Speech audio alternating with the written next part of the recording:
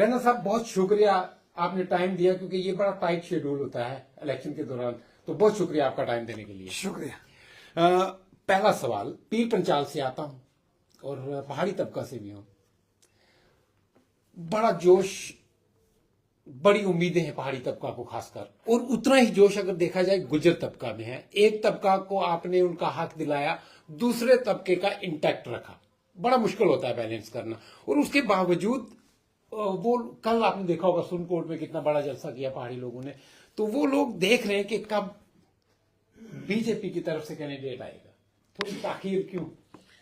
सबसे पहले मैं आपका शुक्रिया अदा करता हूं, और इलेक्शन की लंबी कैंपेन के बीच में, चूंकि इस वक्त जम्मू कश्मीर पूरे मुल्क के साथ साथ इलेक्शन के दौर में है, और हमारे यहाँ कल उधमपुर, कठुआ, डोडा की जो पार्लियामेंट सीट है, यहाँ वोटिंग होनी है, और सब इस वक्त अपना जोर आजमाइश इसी सीट पर अभी कर रहे। तो मैं भी एक लंबे टूर के बाद यहाँ पहुंचा हूं, और जो मैंने बनी, बिलावर, मसूली, कठुआ, जसरोटा, हीरानगर, उधमपुर और डोडा, किश्तवाड़, रामबन से करते करता बनिहाल तक एक लंबा जो है कैंपेन मैंने किया, पार्टी के तमाम वर्कर्स ने किया है। और कल पहले मरहले की वोटिंग है, और मुझे उम्मीद है कि जबरदस्त नतीजे बीजेपी के लिए आएंगे। यहां तक आपने कहा कि रजौरी पुंछ, तो रजौरी पुंछ मेरा घर है, और रजौरी पुंछ के लोगों ने हमारी जबरदस्त सपोर्ट की है। हमारी पहाड़ी कबीले के लोग हों या गुजर बकरवाल कबीले के लोग, उन्होंने जिस प्यार और इज्जत से हमें नवाजा है, मैं रजौरी और पुंछ की आवाम का शुक्रगुजार हूं और उन्हें सलाम पेश करता हूं।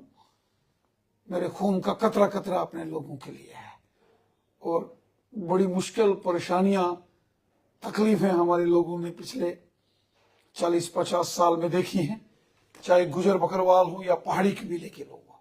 सताए हुए लोग हैं, मजलूम और मस्कीन लोग हैं। यरगमाल बना के रखा यहाँ के हुक्मरानों ने 70 साल, पहाड़ी कबीले के लोगों को भी और गुजर बकरवालों को भी।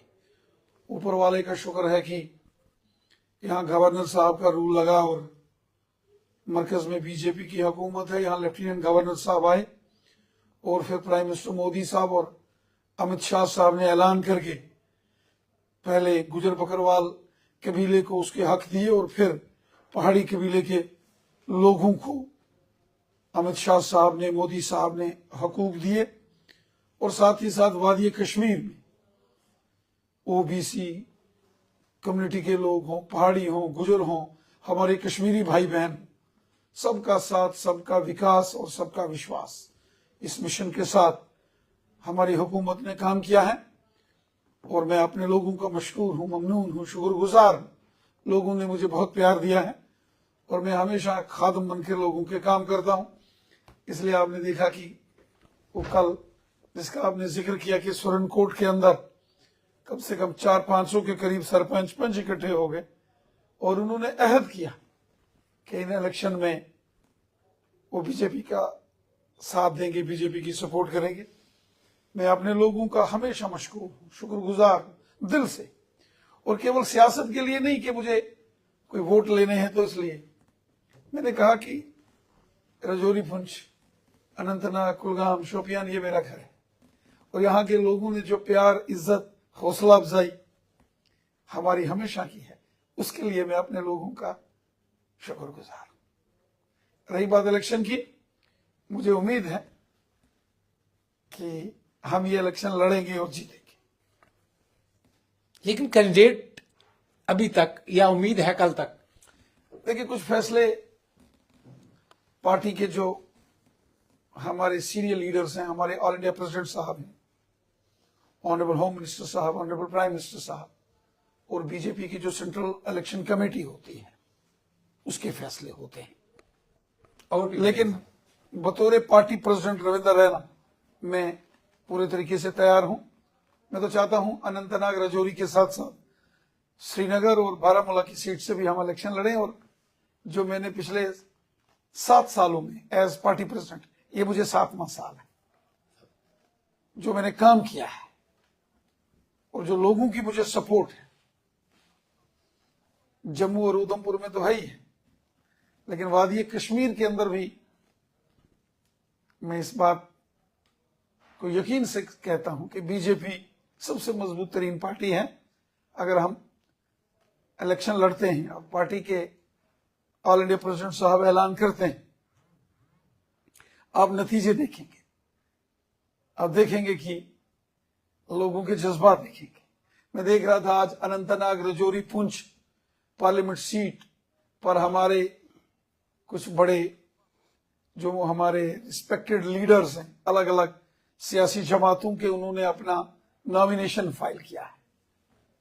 मैं कहता हूं अगर ऊपर वाले ने मौका दिया बीजेपी को और बीजेपी ने फॉर्म भरा तो फिर दिखाएंगे कि नॉमिनेशन कैसे भरा जाता है। एक ताखीर को लेके ना थोड़ा तजब्जुब में लोग, मैंने पहले कहा कि वो फैसला पार्टी के हाईकमान ने करना है। हमारे जो नेशनल प्रेसिडेंट साहब हैं, होम मिनिस्टर साहब और हमारे जो मुल्क के प्राइम मिनिस्टर साहब हैं और बीजेपी के जो सेंट्रल इलेक्शन कमेटी है, वो उन्होंने फैसला करना है। बीजेपी जम्मू कश्मीर पूरे तरीके से इलेक्शन अनंतनाग राजौरी सीट पर लड़ने के लिए तैयार है और हमें यकीन, पहाड़ी कबीला हो या गुजर बकरवाल हो, जबरदस्त तरीके से बीजेपी की सपोर्ट करेंगे, क्योंकि बीजेपी ने पहाड़ी कबीले की भी खिदमत की है और गुजर बकरवालों की भी खिदमत की है, दिल से की है। पहाड़ी कबीले को एसटी स्टेटस 10% कोटा दिया और गुजर बकरवाल का 10% का एसटी का कोटा महफूज है। और जो डेवलपमेंट आज राजौरी पुंछ के गांव गांव में हो रही है, सड़कें, स्कूल, बिजली, पानी, जम्मू से राजौरी पुंछ नेशनल हाईवे, और बहुत बड़े काम करने हैं और काम बीजेपी ने ही करने हैं। मुगल रोड के ऊपर 2000 करोड़ का टनल ये बीजेपी ही बना सकती है, बीजेपी के अलावा कोई नहीं बना सकता। तो मुझे यकीन है कि राजौरी पुंछ हो, अनंतनाग, कुलगाम या शोपियान हो, खुलकर लोग बीजेपी की मदद करेंगे, हिमायत करेंगे और बीजेपी की जीत हो। रविंद्र सर, बहुत बड़ी बात कह रहे हैं आप। एक तरफ अमित शाह जी कह रहे हैं कि हम 2 सीटों पे जो है इलेक्शन लड़ रहे हैं और एनसीपीडीपी कांग्रेस को छोड़ करके लोगों से वो अपील कर रहे हैं कि किसी और को आप वोट कीजिए, किसी और पॉलिटिकल पार्टी को।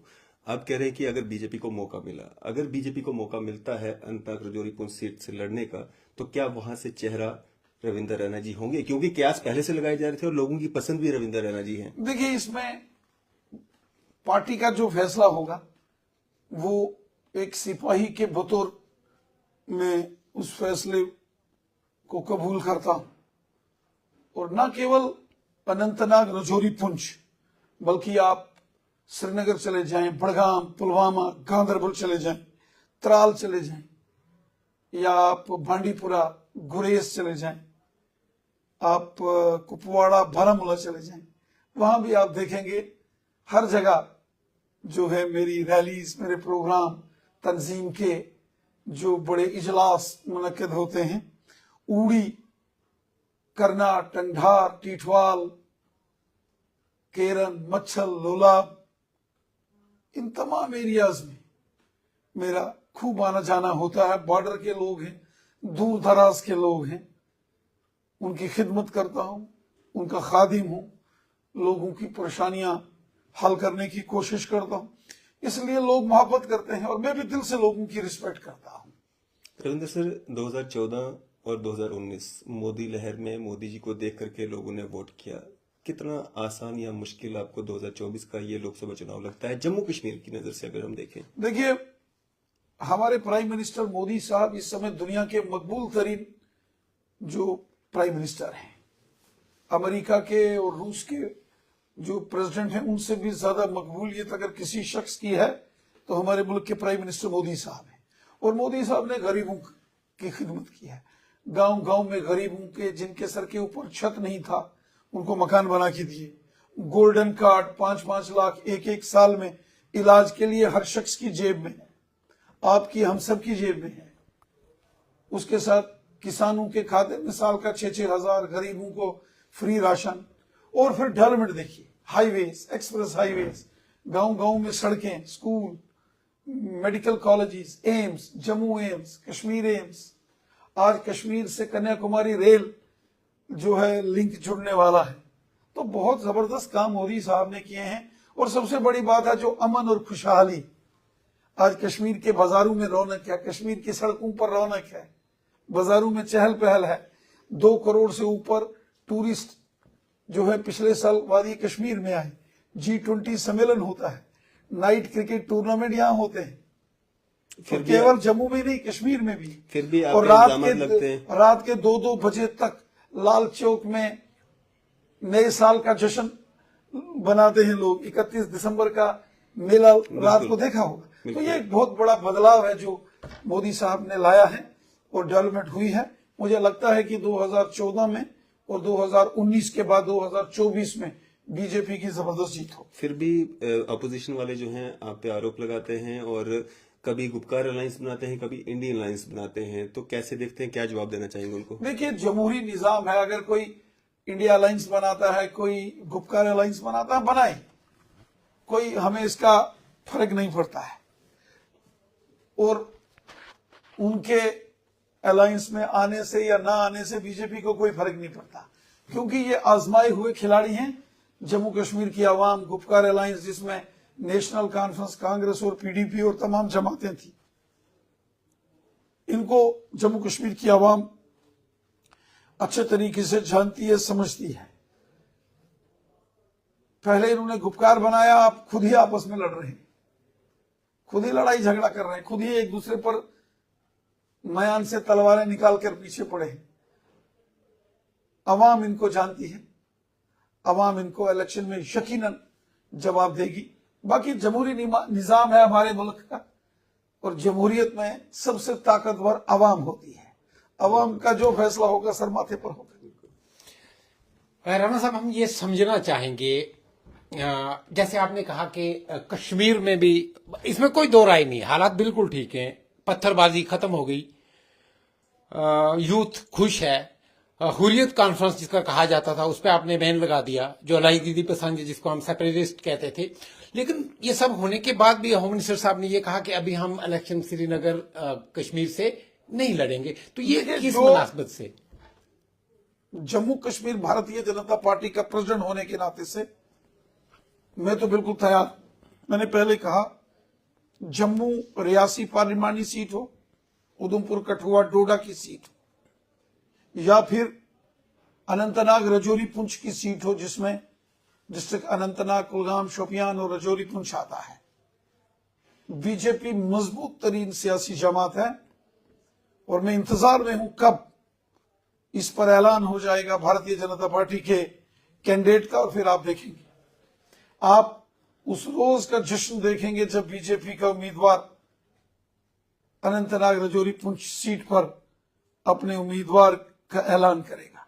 वो उम्मीदवार का ऐलान नहीं, वो जीत का ऐलान होगा यकीन। लेकिन कुछ फैसले पार्टी हाईकमान ने लेने हैं। इसी तरह श्रीनगर और बारामूला में भी भारतीय जनता पार्टी का अच्छा खासा तंजीमी नेटवर्क है, मजबूत तरीन सियासी जमात है। अगर पार्टी वहां भी इलेक्शन लड़ने का फैसला करती है तो हम तैयार।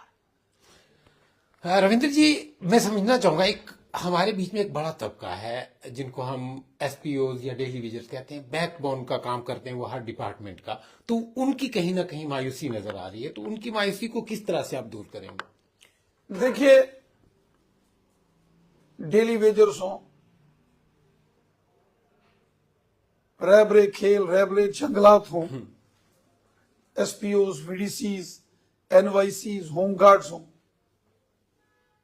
किसी जमाने में बहुत बुरे हालात और खस्ता हालत पुरानी सरकारों ने इन डिपार्टमेंट्स की जो है वो की थी।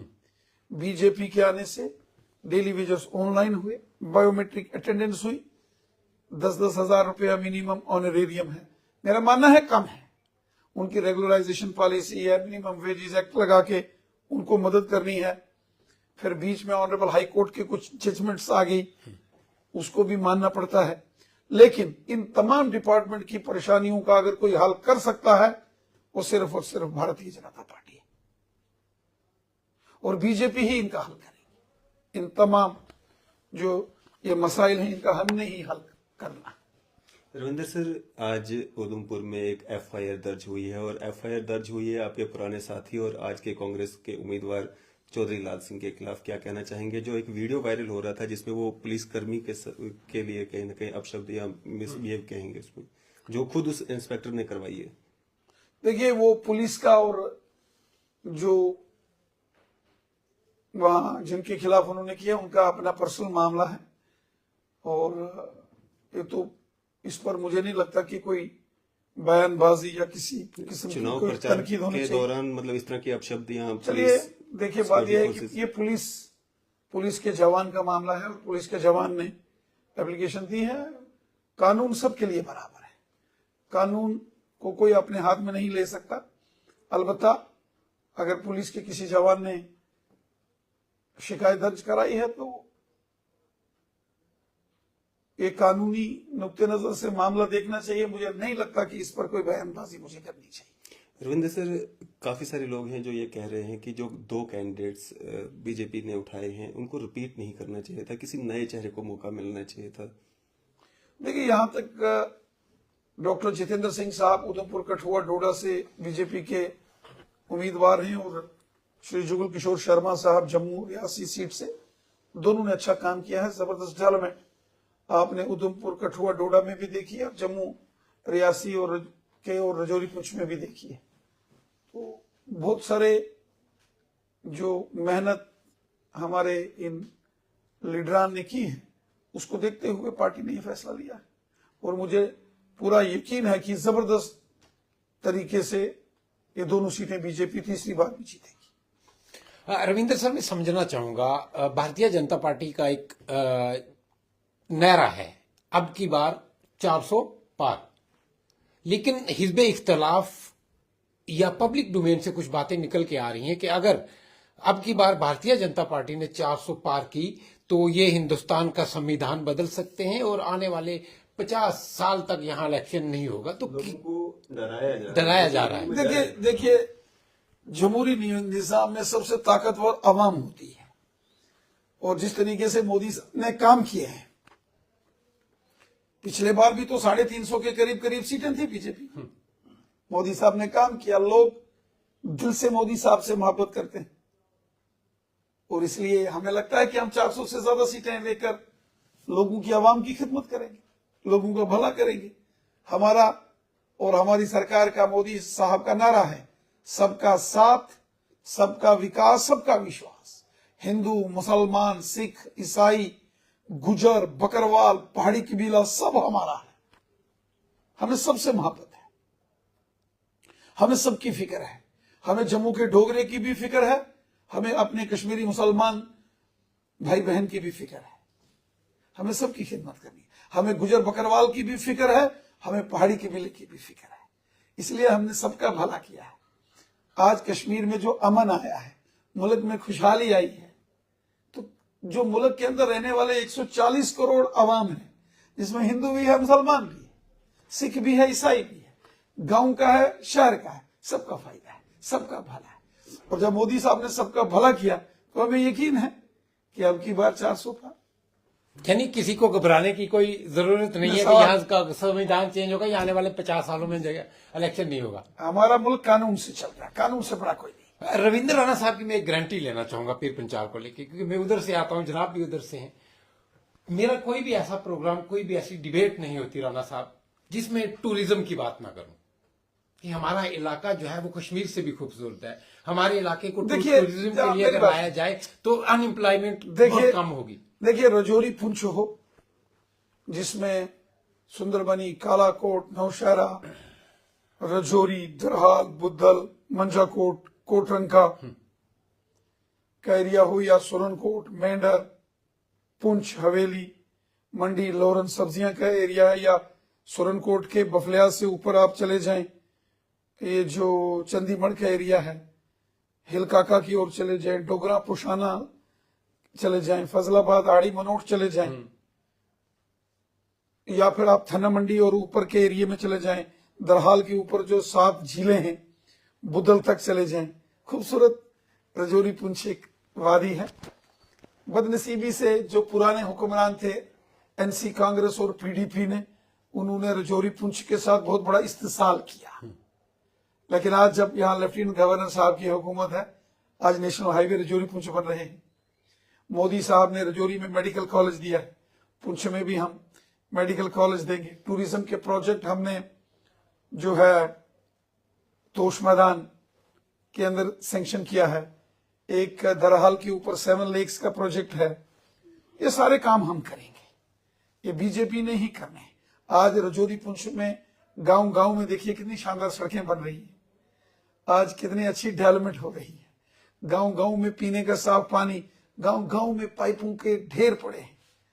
आज बिजली, ये सारी चीजें गरीबों, मस्कीनों, ज़ईफों और दूर दराज के एरिया तक पहुंचाने का काम बीजेपी ने किया है।